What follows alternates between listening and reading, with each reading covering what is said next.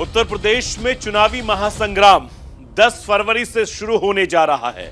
पहले चरण में जिन 58 सीटों पर वोट डाले जाने हैं, उनमें पश्चिमी उत्तर प्रदेश के 11 जिले शामिल हैं। मैं आपको ग्राफिक्स के जरिए समझाने की कोशिश करता हूं कि पश्चिमी उत्तर प्रदेश में किस तरीके से सियासी जो समीकरण है वो किस तरीके से बनेगा। आप ग्राफिक्स के जरिए समझिए, क्योंकि पश्चिम उत्तर प्रदेश का जो सियासी गणित है वो बहुत कुछ बयां करता है। जरा समझिए, पश्चिम उत्तर प्रदेश में 136 विधानसभा सीटें आती हैं। पहले चरण में 58 सीटों पर वोटिंग होनी है, यानी 10 फरवरी को पहले चरण का मतदान होना है।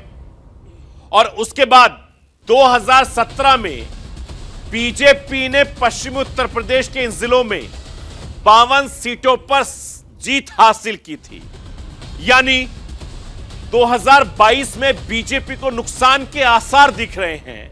ये नुकसान की भरपाई के लिए बीजेपी ने एक स्पेशल प्लान बनाया है, स्पेशल प्लान तैयार किया है।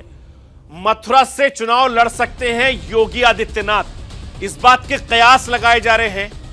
और चूंकि बीजेपी के तमाम बड़े नेता पश्चिमी उत्तर प्रदेश में ताबड़तोड़ रैलियां करेंगे, जिनमें बड़े नेताओं के नाम शामिल हैं। चाहे आप अनुराग ठाकुर साहब का जिक्र कर लें या अमित शाह जी का जिक्र कर लें, राजनाथ सिंह जी का जिक्र कर लें, तमाम जो कद्दावर नेता हैं बीजेपी के, उन्हें पश्चिमी उत्तर प्रदेश और जाटलैंड की जो राजनीति है वहां की जिम्मेदारी सौंपी गई है। उत्तर प्रदेश में चुनावी तारीखों का ऐलान हुआ तो कैंपेन पर रोक लग गई, पाबंदियां लग गई, यानी बीजेपी के उम्मीदवारों के लिए चुनाव प्रचार एक बहुत बड़ी चुनौती बन गया है। समाजवादी पार्टी के उम्मीदवारों के लिए चुनाव प्रचार एक बहुत बड़ी चुनौती भी बन गई है।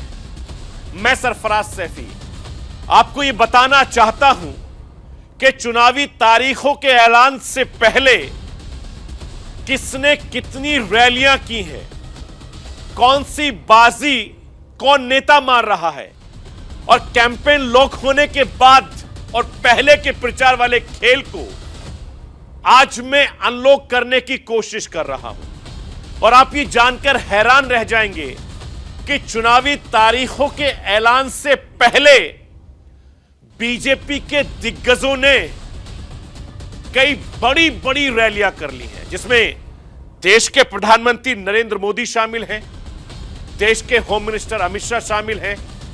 योगी आदित्यनाथ ने करीब 70% की सीटों को कवर कर लिया है। सोचिए जरा, उत्तर प्रदेश में जो 70% सीटें थी उसको योगी आदित्यनाथ साहब ने कवर कर लिया है। और इस खेल में कौन आगे निकल रहा है, कौन पीछे रह गया है, नंबर के इस गेम को आप समझिए और सोचिए कि उत्तर प्रदेश की सियासत क्या कुछ कह रही है। ये 5 तस्वीरें चुनाव आयोग की प्रेस कॉन्फ्रेंस से पहले की हैं। ये 5 तस्वीर उत्तर प्रदेश में आचार संहिता लागू होने से पहले की हैं। 8 जनवरी को चुनाव आयोग ने प्रेस कॉन्फ्रेंस की, जिसमें आयोग ने उत्तर प्रदेश समेत 5 राज्यों की तारीख का ऐलान किया। आयोग ने 15 जनवरी तक रैली, रोड शो और नुक्कड़ सभाओं पर रोक लगा दी।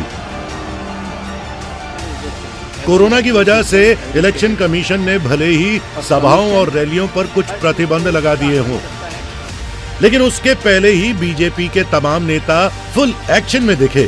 प्रधानमंत्री नरेंद्र मोदी हो या फिर गृह मंत्री अमित शाह, बीजेपी अध्यक्ष जेपी नड्डा हो या फिर रक्षा मंत्री राजनाथ सिंह या मुख्यमंत्री योगी आदित्यनाथ, सभी नेताओं ने देश के सबसे बड़े सूबे में पूरी तरह से मोर्चा संभाल लिया।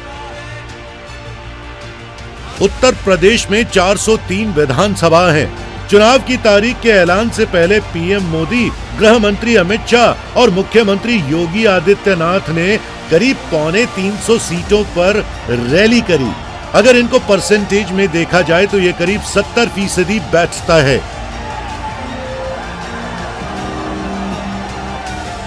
पिछले साल के अक्टूबर महीने से देखें तो पीएम मोदी की 14 रैलियां, अमित शाह की 20 रैलियां, सीएम योगी 78 रैलियां कर चुके हैं।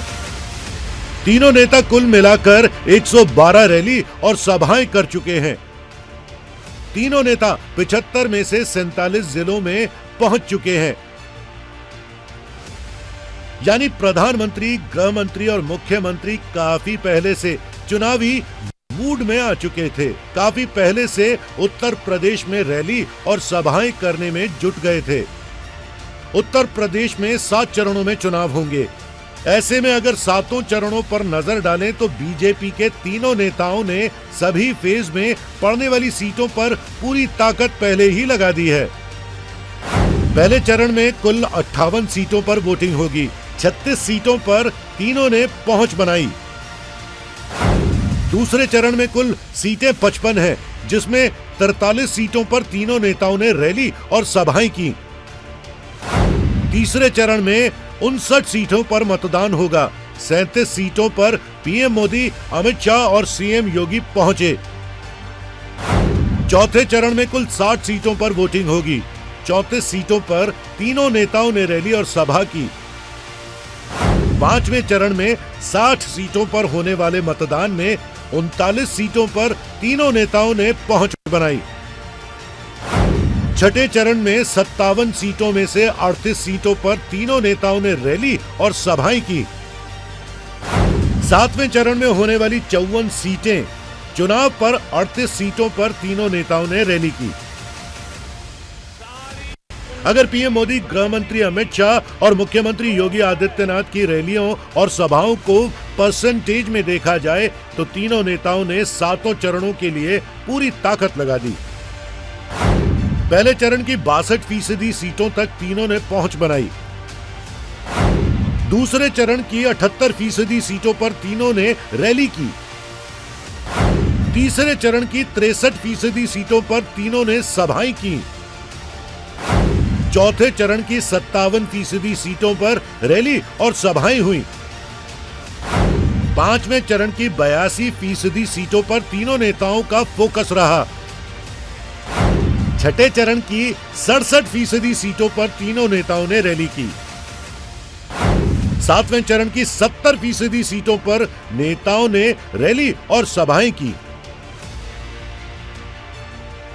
प्रधानमंत्री नरेंद्र मोदी का संसदीय क्षेत्र वाराणसी है। इस लिहाज से पीएम मोदी अपने संसदीय क्षेत्र आए दिन दौरा करते रहते हैं और काशी वासियों को तोहफा देते रहते हैं। लेकिन पिछले महीने के 3 महीने के पीएम मोदी के दौरे को देखें तो हर छठे दिन पीएम यूपी के दौरे पर रहे।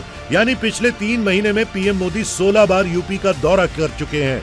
इस दौरान 14 जिलों में खुद प्रधानमंत्री गए।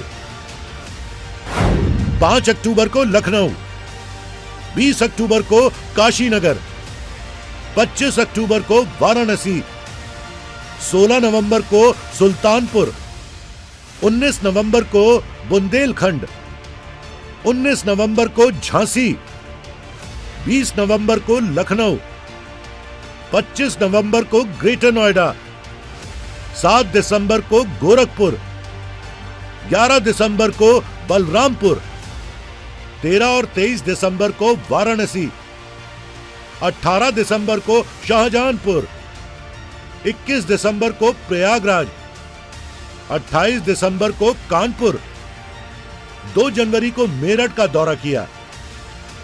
अमित शाह ने भी 11 जिलों में रैली और सभाएं की। मुख्यमंत्री योगी आदित्यनाथ भी पूरे एक्शन में रहे। यूपी चुनाव में सबसे ज्यादा साख दांव पर सीएम योगी आदित्यनाथ की लगी है। यही वजह है कि योगी आदित्यनाथ अभी तक 230 विधानसभा पहुंच चुके हैं और लोगों को साध चुके हैं। बीजेपी के नेताओं की तरह समाजवादी पार्टी के अध्यक्ष अखिलेश यादव भी रथ यात्रा के जरिए लोगों को साधने में लगे हैं।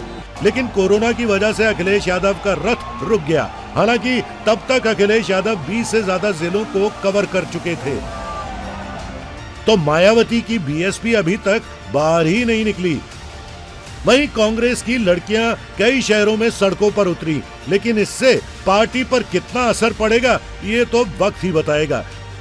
लेकिन एक बात तो साफ है कि बीजेपी काफी पहले से एक्शन में आ गई थी, जिसका फायदा शायद उन्हें मिल सके। Bureau report, news India.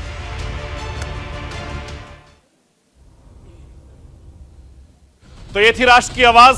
कल फिर होगी आपसे मुलाकात, लेकिन जाते जाते आपसे गुजारिश करना चाहता हूं, आप अपना ख्याल कीजिए, अपने परिवार वालों का ख्याल कीजिए, ज्यादा से ज्यादा कोविड नियमों का पालन कीजिए।